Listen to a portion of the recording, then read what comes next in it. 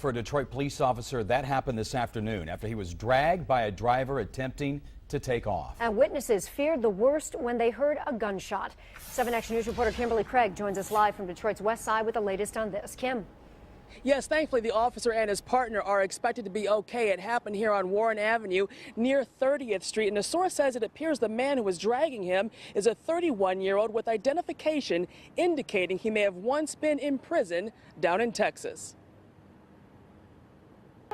He was shaking like a leaf on a tree. And for good reason. The officer had just been dragged by this red car as the man behind the wheel of it was trying to get away. It started when Detroit police spotted the car going the wrong way on a one-way street off of Warren Avenue.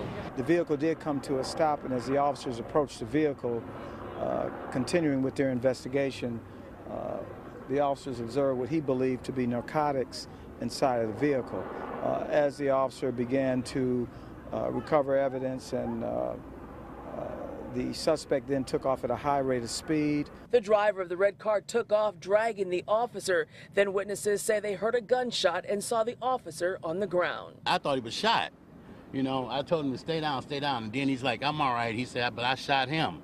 You know, because the guy was trying to use his car as a weapon towards the police. And driving the red car didn't get far. About 100 yards down on Warren, he lost control of the car and hit a pole. He was pronounced dead here on the scene, but thankfully the officer survived without serious injury. Cop was on the ground. His gun was on the ground. His cell phone was all cracked up, and his arm was all scarred up and everything, you know. You're very fortunate. Certainly this could have been a tragic outcome for the officer. And it appears that the suspect may be from out of state, may be an out-of-state felon. We're trying to confirm that now.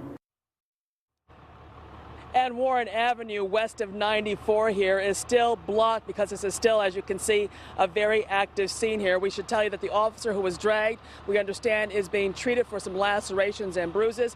I'm told his partner also sustained some minor injuries and is also being treated at a nearby hospital. For now, that's the latest here on Detroit's West Side. Kimberly Craig, 7 Action News. Back to you.